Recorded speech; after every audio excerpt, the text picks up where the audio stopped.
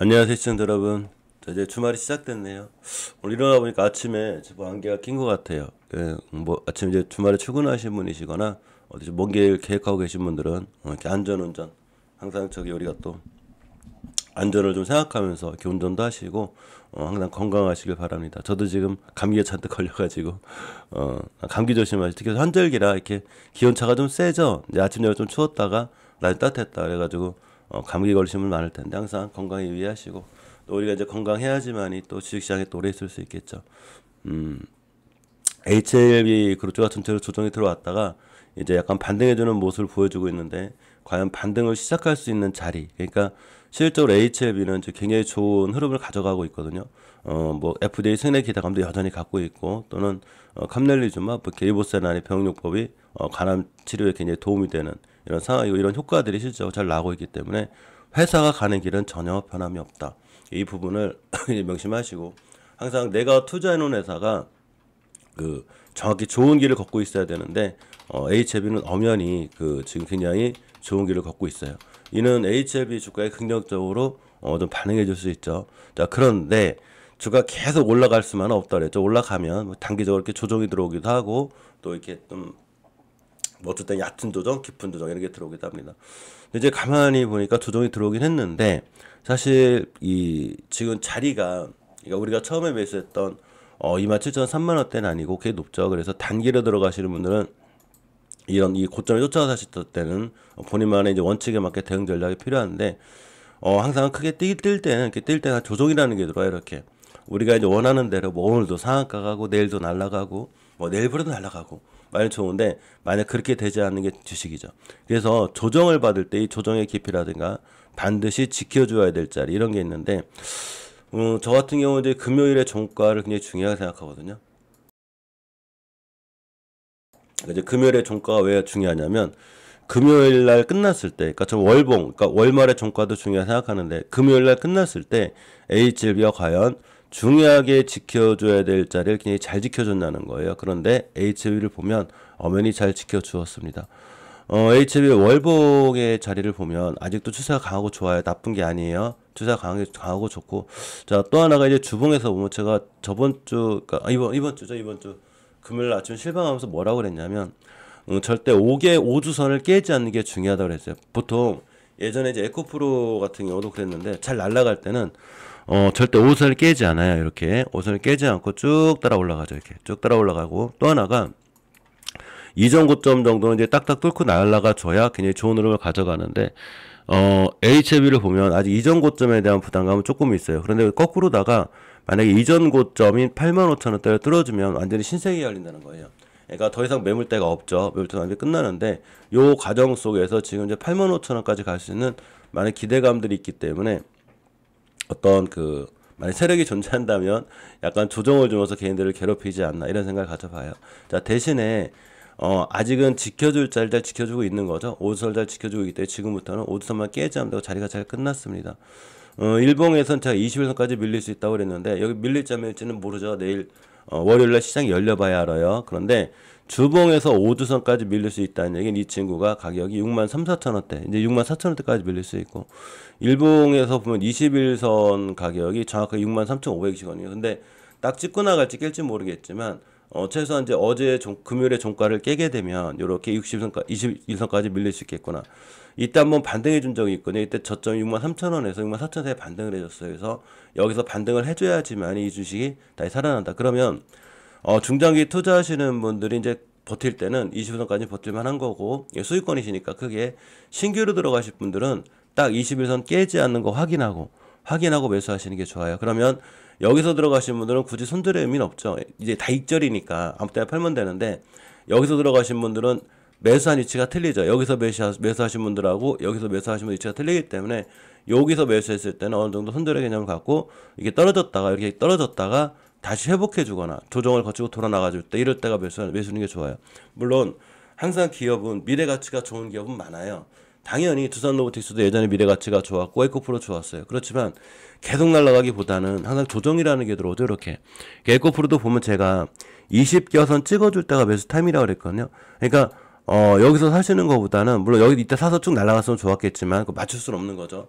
근데 이왕이면 조정이 들어오면 좋잖아요. 근데 조정이 딱 들어왔죠. 그러니까 여기가 매수 타임이 됐던 거예요. 그래서 이날을 기준으로다가 잘 올라가죠.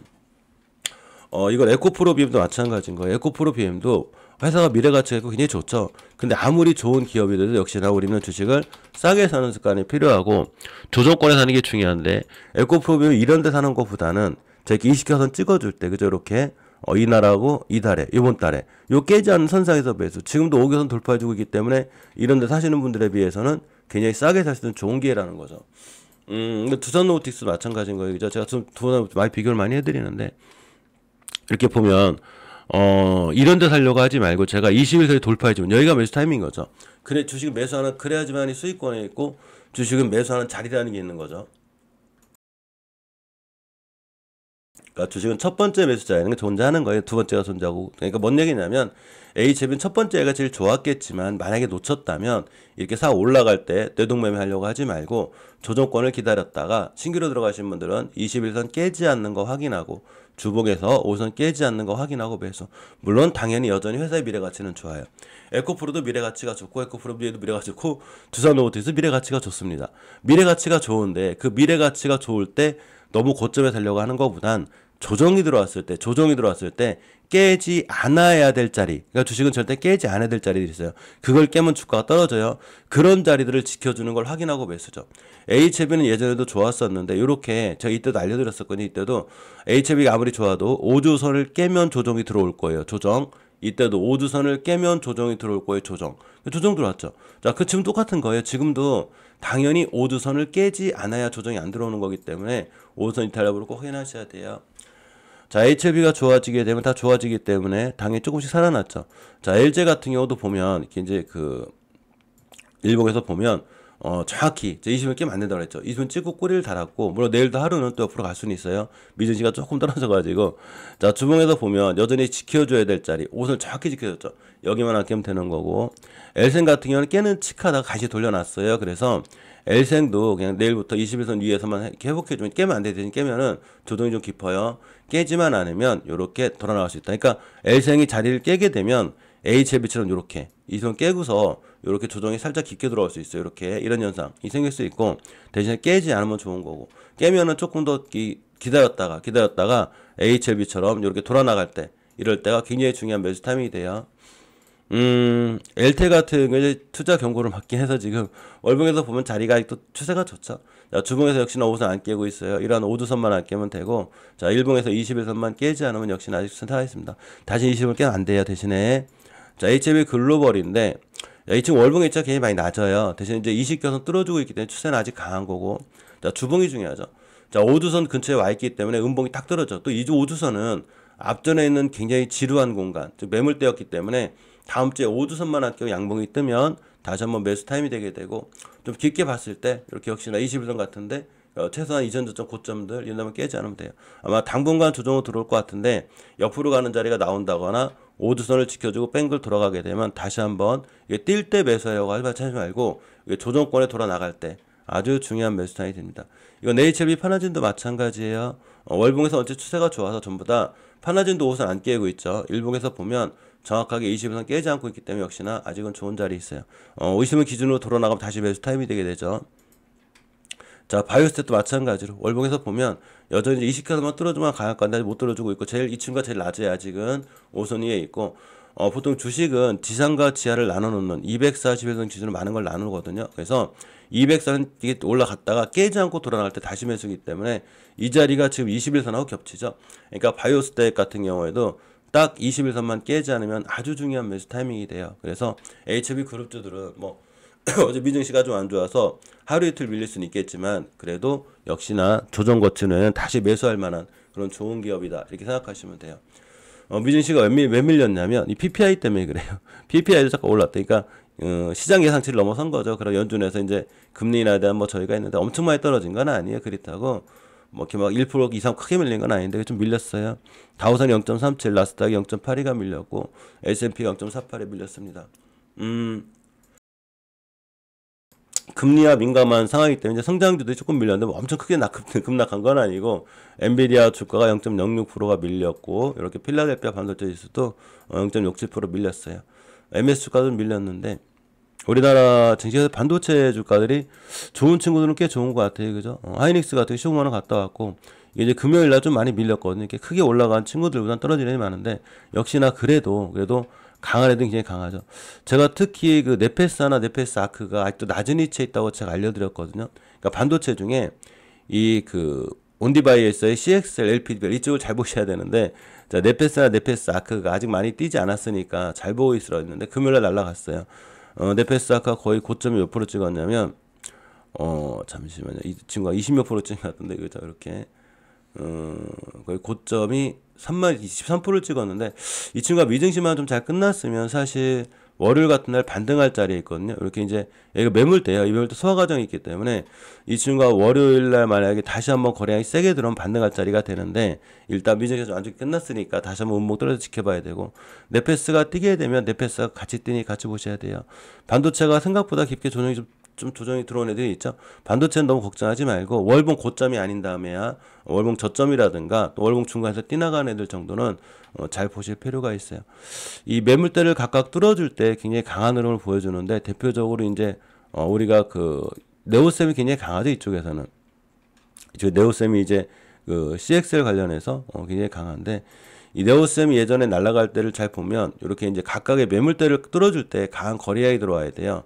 이렇게 이런 자리 뚫어줄 때, 그러니까 이제 그 지금 설명드린 이제 네페스아크 같은 경우가 여기를 뚫어주면 크게 날아간다는 거죠.